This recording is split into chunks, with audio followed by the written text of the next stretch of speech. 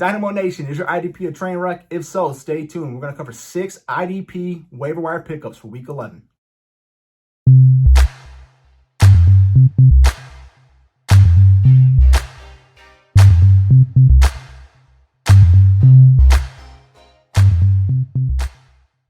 Hey Dynamo Nation, this is James. Today we're talking about 6 waiver wire ads for the IDP. We're going to look at 2 linemen, 2 linebackers, and then 2 DBs. All 6 of these players are being rostered at under 5% of leagues on my fantasy league, so all of them have a really good chance of being on waivers right now for you. Let's get right into it. Our first one's going to be Zach Allen, defensive end, Arizona Cardinals. We all know J.J. Watt's done for the season, and Allen has stepped in. He's been pretty productive. He has scored in double digits in 3 out of the last 4 weeks. So you like to see that consistency. He's starting to deliver that for you. The other thing about him is Arizona's offense, when Kyler's back and playing at a high level, they were rolling. So when you have a defense who is normally going to be getting after the quarterback, that's going to lead to sack opportunities. And Allen's proven that he can get to the quarterback so far in this short little sample. So as the season goes on and Arizona is playing from in front in the second half of these games, you know, that line's going to be able to pin their ears back and get after the quarterback. And that's what you want from your defensive end. So if Allen's there, he's definitely a great buy to add to your roster right now.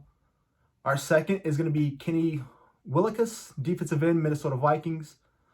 Also due to injury. So we know Danielle Hunter is done for the season, tore pec. He's one of the best linemen in the game, both in real life and in fantasy. He's not going to be replaceable. But when you look at Kenny, he's got that athletic profile that you like to see. Now, he didn't play this past week, week 10, due to COVID restrictions. But in week 9, when he filled in, he only played 40% of the snaps, but he still had 4 solo tackles, 3 assists, and a half a sack. I mean, that's pretty nice production, especially considering that was his first real run this season, and he was able to do that on 40% of the snaps.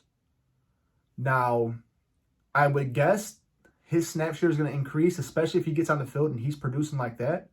So he's definitely got to look out for. He's an athletic freak.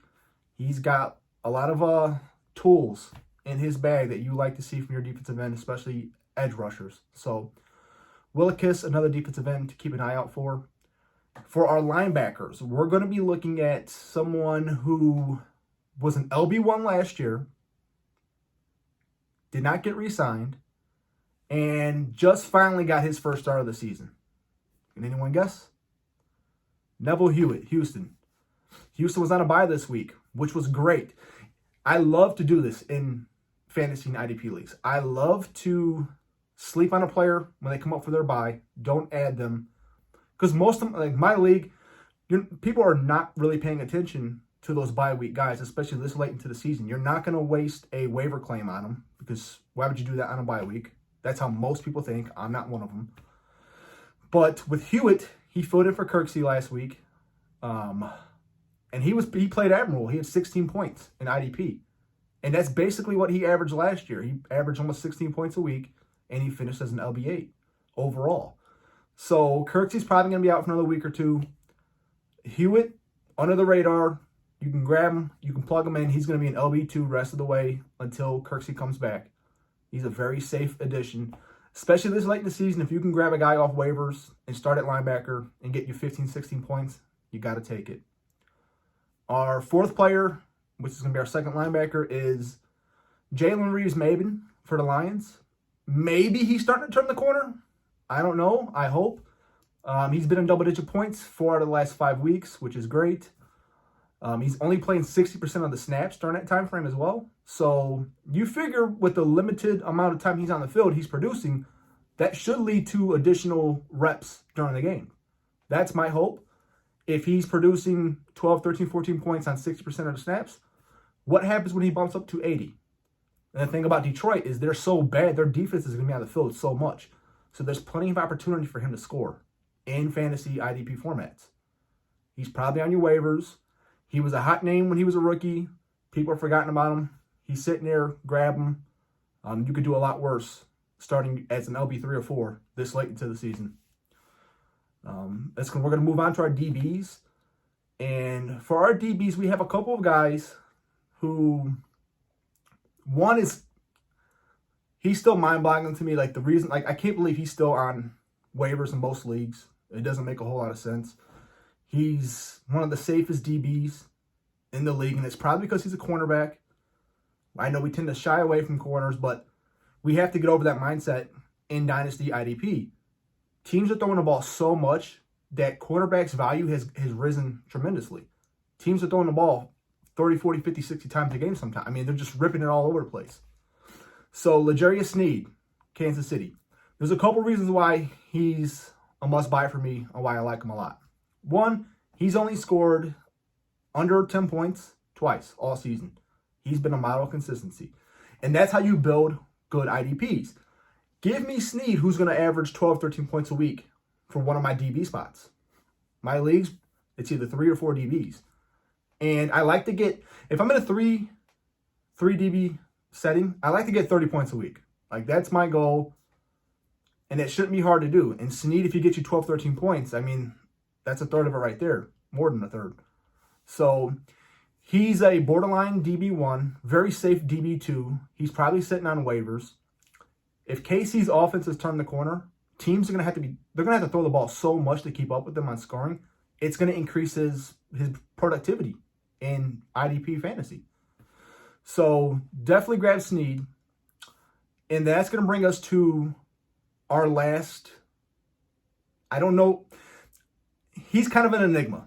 And that's going to be Carson, safety from Chicago. Carson. Chicago's on a bye and go back to Neville Hewitt. Another bye week 10. Grab him now, starting for week 11. Eddie Jackson is out with a hamstring.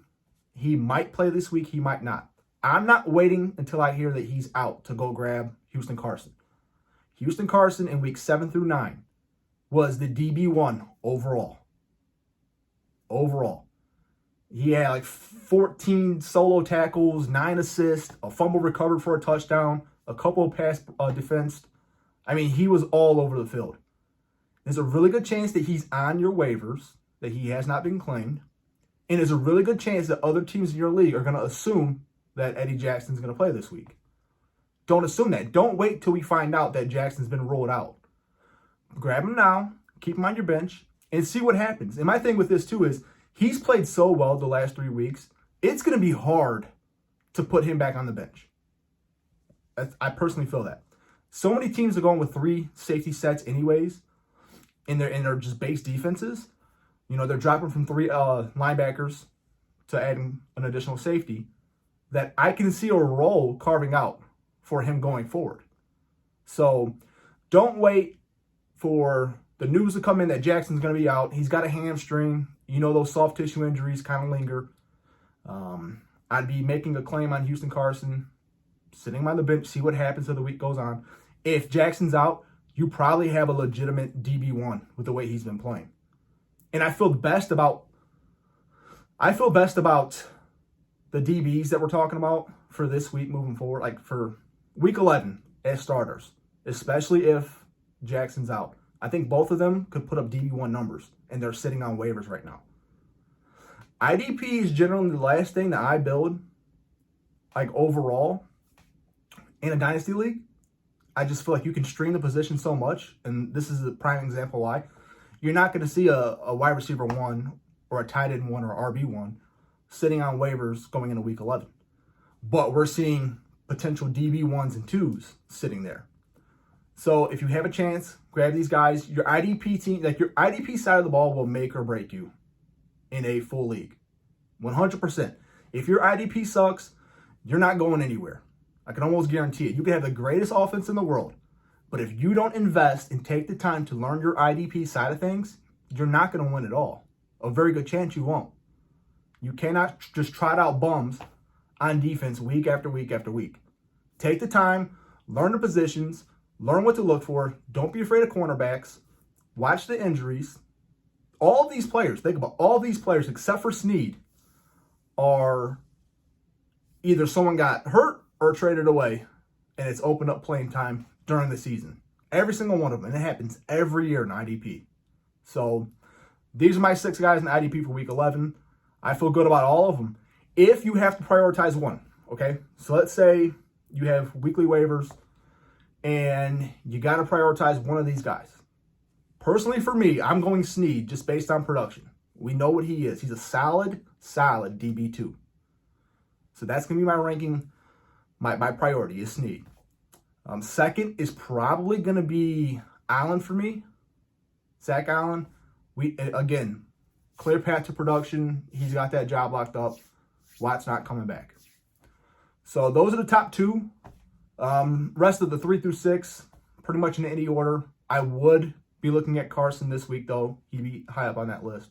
But these are all great options. So hope you all get some players out of this content. Hope you guys are able to land a few of these guys in your waivers. Throw them into your lineups. I feel comfortable starting all of them. If you enjoy the content, if you got anything useful out of it, subscribe. It might not be today. You might not subscribe today, but you might pick 2 of these guys up and they blow up for you this week. And if they do, remember this video, come back and subscribe. I would definitely appreciate it. All right, everyone. Have a great week. Stay safe.